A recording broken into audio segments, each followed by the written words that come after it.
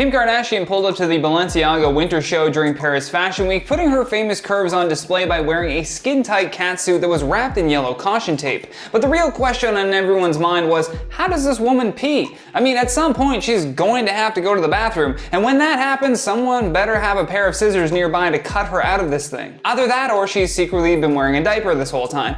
In the review for Kim's attire, one fashion blog wrote, "One thing for sure, Kim Kardashian doesn't do Fashion Week by halves. The superstar stepped out to the AW22 Balenciaga show, and of course there was no mistaking that she was rocking a statement getup by the brand. No need to ask, who are you wearing, Kim, for this outfit? She's something of a muse for the iconic Balenciaga fashion house, and as usual, she's pulling off their quirky design with aplomb. She's wrapped entirely in bright yellow tape.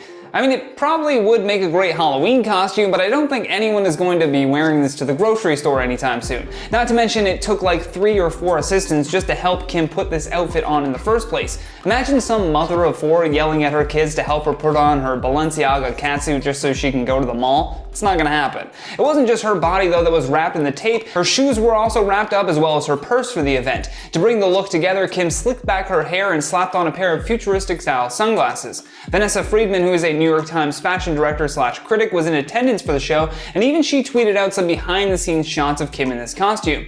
In the tweet she said, "Kim Kardashian at the #Balenciaga show, wrapped in Balenciaga packing tape, she makes a sticky tapey sound when she walks." She then added in another tweet, "Side view of Kim in her Balenciaga packing tape outfit. I'm scared it's going to rip when I sit down. Should I just let it rip? It didn't rip."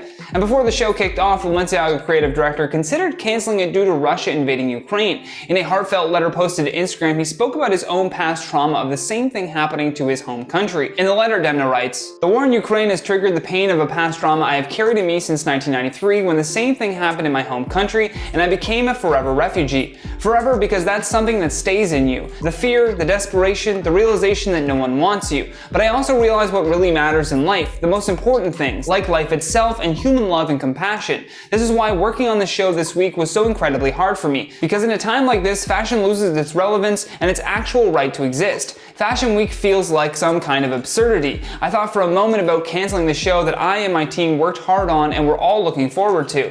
But then I realized that canceling this show would mean giving in, surrendering to the evil that has already hurt me so much for almost 30 years. I decided that I can no longer sacrifice parts of me to that senseless, heartless war of ego. This show needs no explanation. It is a dedication to fearlessness, to resistance, and to the victory of love and peace." And so for the show, all 525 seats were decorated with Ukrainian flags, with many celebrities such as Salma Hayek sporting a blue and yellow dress as well to show support. I'd love to hear your thoughts on all this though, and while you do that, I'm going to check out some of your comments from the video titled, "TikToker arrested after FBI recognized this about his sneakers." Livet says, "They really meant that social media clout will be the end of this generation. I mean, who would have thought that it would happen this fast though?"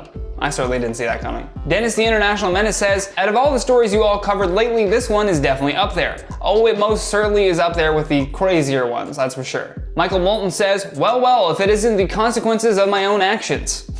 I absolutely love this, Michael. Thank you for your comment. Mashia Washington says, "If the shoe fits," which just makes it sound like some awful version of Cinderella, doesn't it? Jennifer Franklin says, "Hence why I no longer work at 7-Eleven in the Detroit metro area." Yeah, that's probably a good idea after this story. But that's all the time that we have for you today though, so stay classy, and I'll see you in the next one.